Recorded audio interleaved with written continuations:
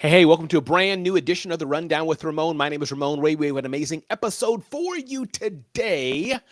And here's what I want to talk about today: why every entrepreneur should create or have or make a lemonade stand. It's such a great example of the principles of business success. And I want to dive into that today. The principles of business success. I had a call from somebody a few weeks ago, and they were like, Ramon, business is tough, business is hard. And I had to break down why, yes, it was hard, but they were making it too difficult, overthinking it, and they missed the principles of business success. In addition to that, if we get time for it, kids' AI use worries experts. We'll dive into that. Some insight from Seth Godin, settling for better. We'll talk about how McDonald's lost its value edge and what we can learn from it, why a New York City hotel room is costing $500 a night, what we can learn from that, and more. Again, I'm glad you're here. Welcome to a brand new edition of The Rundown with Ramon. Let's go.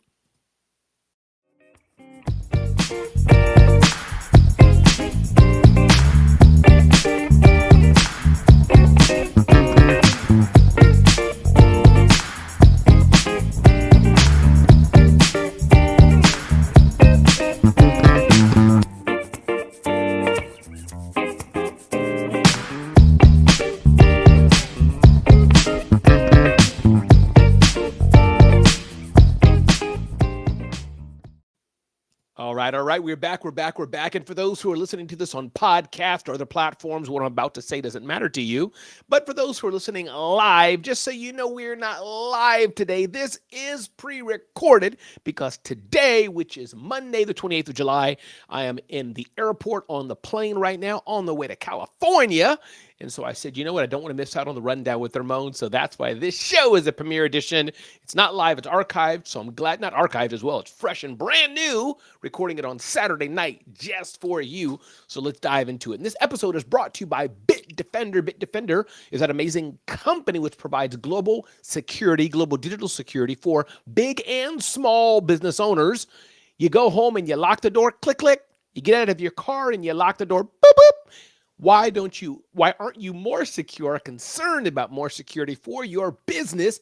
Bitdefender small business security solutions are for you. And yes, hackers do want to target small business owners. They want to go after small business owners. So make sure you're secure. Check out Bitdefender small business to help you make sure your business is as secure as it can be. Again, thanks for being here on The Rundown with Ramon. So let me dive into concept number one, why I believe that every business owner should consider doing a lemonade stand. I did a lemonade stand with my daughter some years ago when she was a tiny tot. Don't know how old she was, but some time ago she was a tiny tot.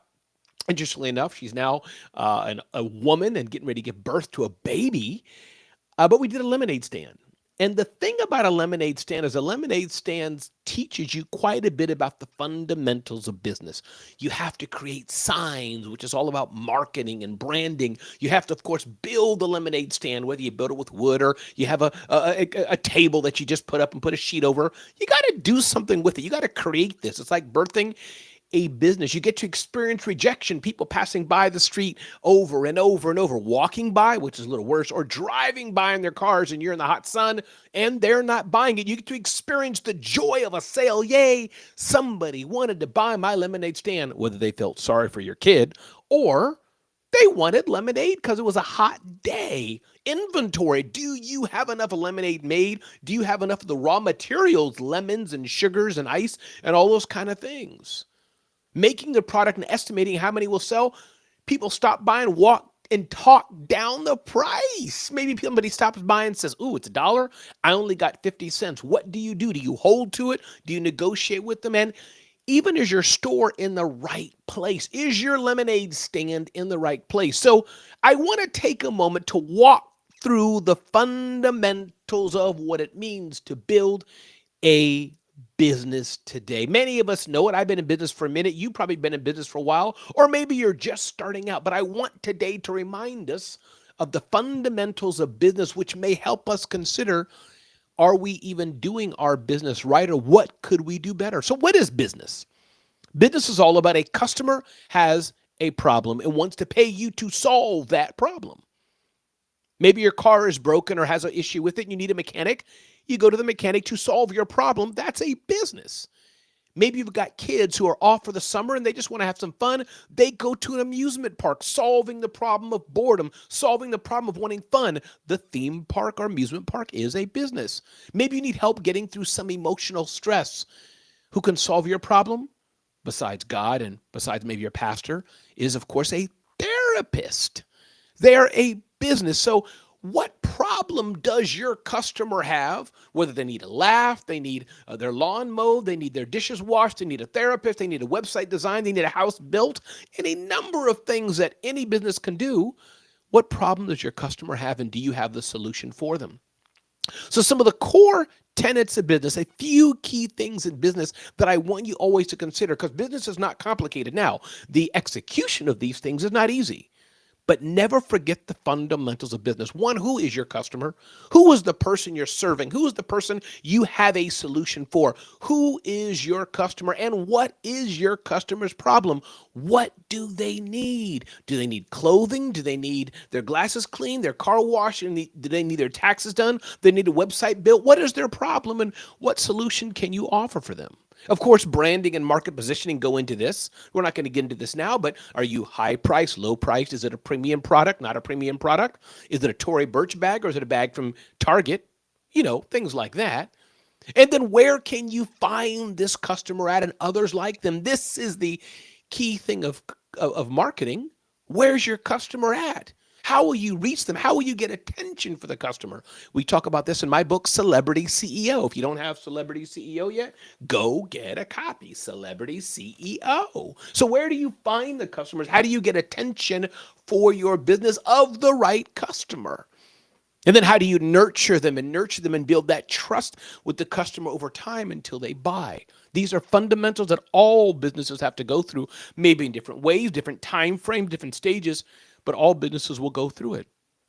Will you need a team or will you want a team to help you scale the operations? As Seth Godin talks about, are you a freelancer, that painter making one painting at a time for one customer at a time? Or will you have a team and do something more at scale? Maybe you have a website design agency and you have several copywriters, several web developers, several graphic designers, several salespeople, and you're leading the team. What does the business cash flow look like? This is an important part. For many service-based businesses, of course, the customer pays you to deliver a service. It's pretty clean and simple. But maybe you're making thousands of these water bottles, and in that case, you need the money ahead of time to make the water bottle before it even gets sold. Of course, you can sell it ahead of time and sell it first and things. But these are things to consider. And of course, other things in this whole journey, because you don't have a traditional business, is your family. Do they understand what you're doing? Do they support you or not? The mindset you need, grit, figuring things out, as Marie Forleo talks about in her book, everything is figure outable. This is important to keep in mind. So that's it. I just wanted to outline that for you to understand the fundamentals of business. Because if we don't get that right, the fundamentals of business, it's going to be hard to continue on in business. My name is Ramon Ray. Hope you're enjoying this episode of The Rundown with Ramon. Get to know me better at zoneofgenius.com. Sign up, zoneofgenius.com. Don't miss out. And I have a little training, a tutorial for you.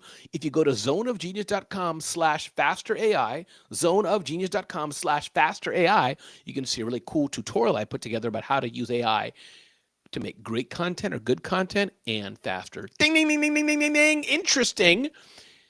News reports are saying that parents and others are worrying that kids' use of AI is worrying experts.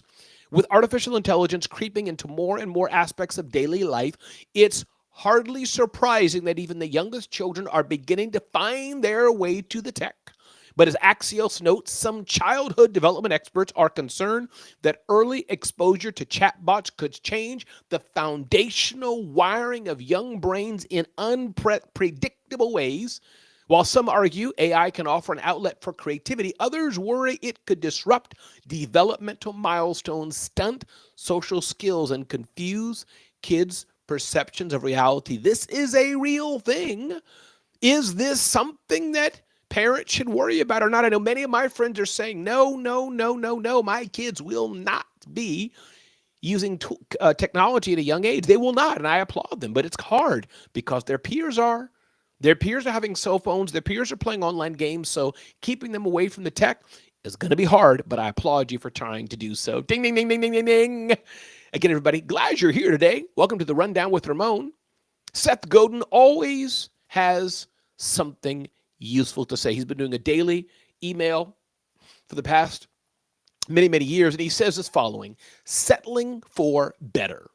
Perhaps you're really good at the job, hard charging, focus on every interaction and staying in control. It's easy to justify the hard work because you refuse to settle.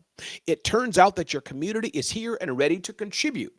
When you give others the resources, trust, and commitment to do the work gets done. Sometimes it even gets done better than you could have done it if you had the time and focus, which you don't.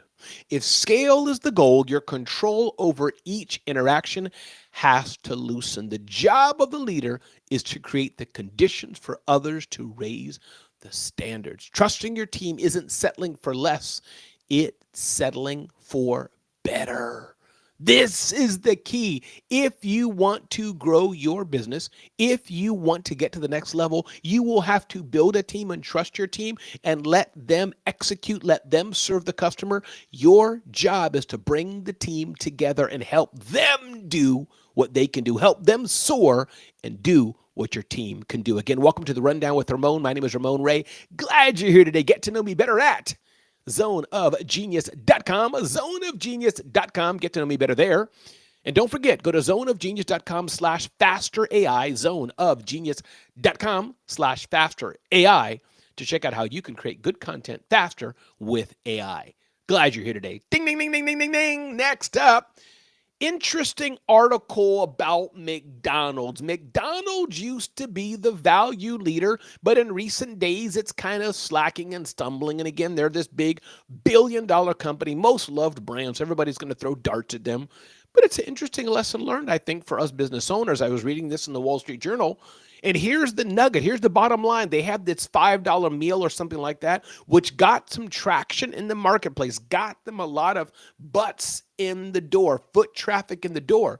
But many of their franchise owners were saying, hey, this is cutting into our profit margins. It's not quite working. We need to make a profit. Then they had something where you buy something and you can add one more item for $1, but that didn't seem to be working. So listen, what's the nugget here? What's the lesson of the day? I don't know. McDonald's is going to have to figure out what they're doing. But for us business owners, the nugget for us is pricing is important. And if you're trying to be the low value product, low value service, well, guess what? That's going to cut into your profit margins. You'll have to make that up on volume. Whereas if Seth Godin talks about quite a bit, his admonition in general is be the customer that sells, be the business that sells at a premium. Sell what you're selling to customers who value what you offer, who value what you're selling, who value your expertise, who value the craftsmanship of your product, and sell it at a premium to customers who want it. That's the nugget of the day for us. Again, everybody, my name is Ramon Ray. This is the Rundown with Ramon. Ding, ding, ding, ding, ding, ding, ding. Next up, a little tidbit. Maybe you're curious, why do hotel rooms in New York City cost $500 a night? Well, one big reason why they cost that much is because the short-term rental laws in New York City say you can't rent an apartment for less than 30 days, which has pushed Airbnb out of the market mostly. So hence, we have more demand than we have supply, it looks like, and hence, hotel rates are up. Now you know. Again, everybody, my name is Ramon Ray. Get to know me better at zoneofgenius.com. You definitely want to go there. Subscribe to our email newsletter. Do not miss out. Join me in August for the Entrepreneur Level Up event with Cody Sanchez, Kim Perrell, Robert Herjavec, Marcus Lemonis, Alex Ohanian, and others. EntrepreneurLevelUp.com, EntrepreneurLevelUp.com. Check me out there. You're looking for an amazing speaker for your next event? Check out some of this and let's see what we can do together. Does anybody here have a strong why that you wake up and know I can't afford to fail? I can't because people are counting on me. Anybody with me? Okay. So this is why I wake up every day. People ask me, Ramon, what drives you? Ramon, what drives you? Eating. Well. Hope that little ditty was of interest for you. I'd love to connect with you. And again, thanks to our friends at Bitdefender. This show is brought to you by Bitdefender Small Business. Bitdefender Small Business for all of your small business security needs. You lock the door of your house, click, click. You lock the door of your car, boop, boop. Why not make sure your business is secure as well with our friends at Bitdefender Small Business? I wish you a great, blessed day. And don't forget to check me out at zoneofgenius.com.